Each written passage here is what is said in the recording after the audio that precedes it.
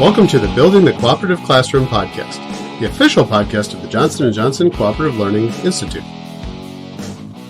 Welcome to Building the Cooperative Classroom podcast. With me, as always, is Derrick Swistak. Hey. And Aaron Fleming. Muy buenas, bienvenidos a todos. A todos indeed. And I am Adam Rubicek. And today, it's monumental. We are finishing our journey through the essential elements of cooperative learning. We started with positive interdependence. We got to individual accountability. We got to group processing, social skills. You've tolerated 2 weeks of face-to-face interaction. Now we are on our third and final episode of our miniseries on face-to-face interactions, where we're going to talk a little bit about the implementation in the classroom. And I think there is no better person to lead us in that discussion than somebody else that's not here. So instead, we'll go with Derrick Swistak. And you paid him compliments the last 2 episodes too. I did, and that's what I get back. I was going to say, if you really want somebody to talk about this, it's David Johnson, right? Like that's the guy to lead this. But I am a poor substitute, but I will be a substitute for David. And so basically, I think this is where it all starts. And we mentioned this on a previous podcast. This is kind of where it all starts for people is like, okay, I am not going to have my class in rows. I am going to be thoughtful and mindful of the space that I have. I'm going to be thoughtful and mindful of the furniture that I have. And maybe I even try to get some different furniture. And I think a lot of this sort of starts at the preschool level or at the very beginning levels where teachers that teach those classes really know how to utilize the spaces that are available to them. And as we get through into the upper grades, we tend to forget that like it can look different and it can look different for different classes and that's okay. And that it might look different than the way that you learned it too. And that's okay too. But really, this is where I think in terms of an implementation, this is where it kind of starts is like this is a big teacher decision and probably needs to be thought through and discussed, but is pretty freeing in terms of the ability, once you have sort of the stuff off to the side and you're really getting into it as far as like kids sitting in proximity to one another. Anytime that you're in proximity to somebody else and you're facing them, you're eventually going to want to have a conversation. And you may need some guidance as to how to have that conversation. You may need to be reminded that this is a place where we want everybody to feel valued. We want everybody to feel safe. We want everybody to feel as though they are a person that is worthy of our trust, and that can be broken. So belonging cues tend to be a part of that, and that's where the social skill piece comes in. So you can't just rearrange your room and have a bunch of people sit together and expect that to work. Those other 4 pieces are really important in making that classroom environment as conducive, as efficient, as community as it possibly can be. So, Adam, you see a lot of different classrooms. What are some ways that teachers set up their classrooms in order to promote face-to-face interactions? I think one of the simplest ways is just putting your desks by default in those groups of 2, 3, or 4. And as we've talked about, depending on the geometry of your room, the space allocations, this is a little more easier, a little more difficult. I think even having desks paired up side by side, but having students purposefully turn to talk to each other.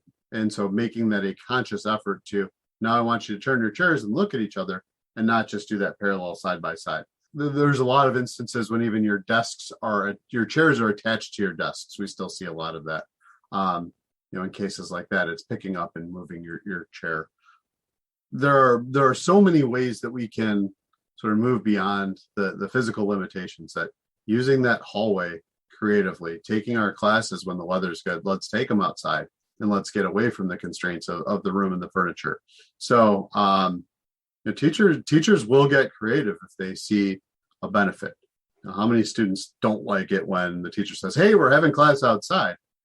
And we shouldn't do that just because it's change of scenery, but really because we're going to learn better. We're going to work together better when we do that. I also think that there's something to be said about, those big clunky desks you were talking about, Adam.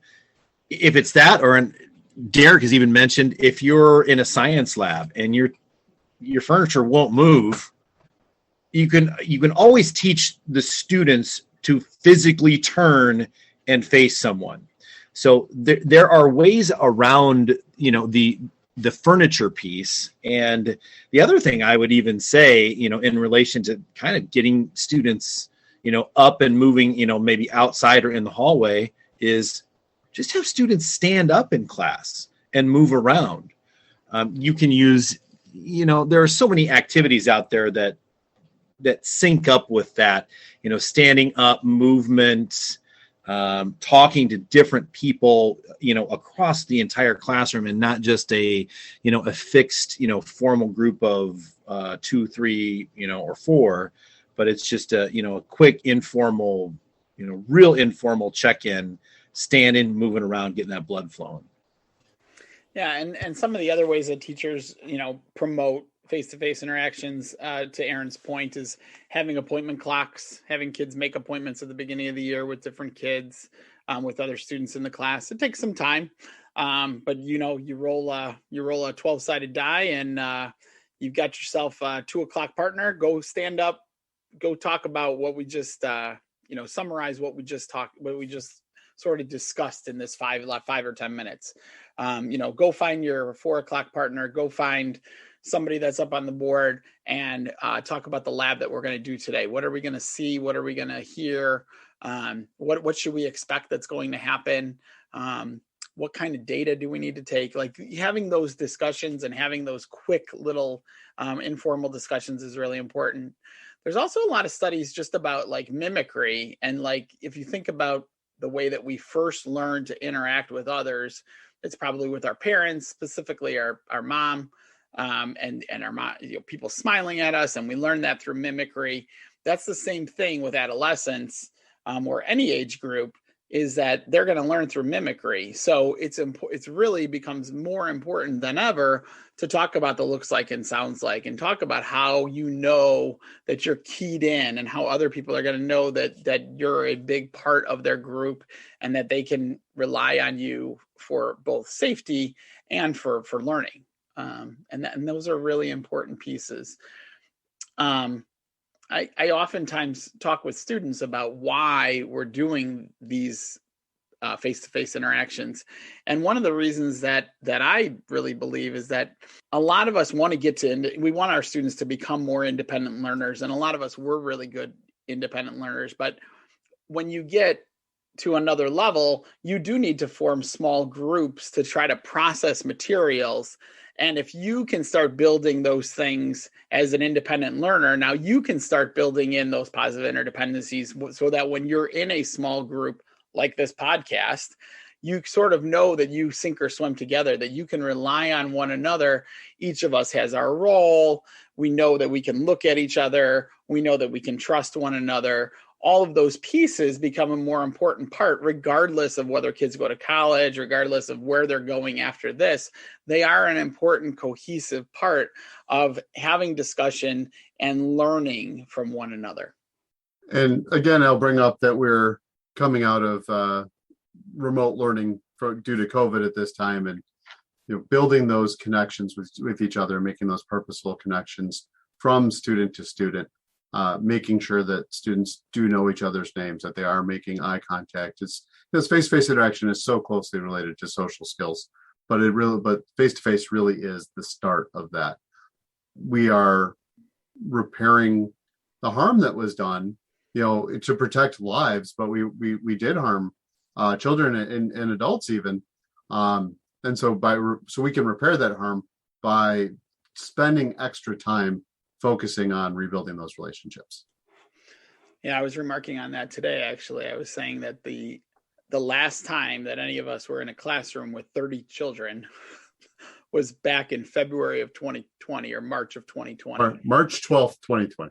Yeah. I mean, that is a long time ago. And, when we start back up here in August of 2021, it will have been a full year and a half. So even if you've been doing hybrid or you've been doing this sort of half and half, it's going to be a lot different. It's going to be a lot different. And a lot of us can't remember what life was like back then. And a lot of kids are going to be pretty anxious, and a lot of teachers are going to be pretty anxious about that. So as we move back into the classroom here in August, we need to make sure that, a lot of us haven't been in a classroom with 30 other people. I know I haven't been in a classroom with 30 other people that's that size since last March of 2020. And so almost a full year and a half of not being in a classroom with that many people, it's going to take some adjustments. And so, but the more that we can help people through this and help people get back into sort of the swing of things, the better we're going to be able to make our learners and our communities. Yeah. And with that, I think it's a good time to wrap it all up. And I have to say, thank you both, Derrick and Aaron. This has been it's been a lot of fun to talk through these essential elements, to just really kind of solidify our thinking on the basics of cooperative learning. And of course, this isn't the end. We've got a lot of interviews planned. We've got some more some individual episodes, some more miniseries about different aspects of cooperative learning that are coming at you. But I feel like just getting this far and having a couple sustained months here of good cooperative learning talk, sort of 10 to 15 minutes at a time, has really kind of energized me, and I'm excited. So thank you, guys. Absolutely. Me too. Agreed. And until next week, let's cooperate. Thank you for listening to the Building the Cooperative Classroom podcast, the official podcast of the Johnson & Johnson Cooperative Learning Institute. Please check out the show notes for all relevant links, including a link to our Twitter account and the Cooperative Learning Institute webpage. This podcast is copyrighted under the Creative Commons license, copyright 2021. Theme music courtesy of Jimmy Ryan.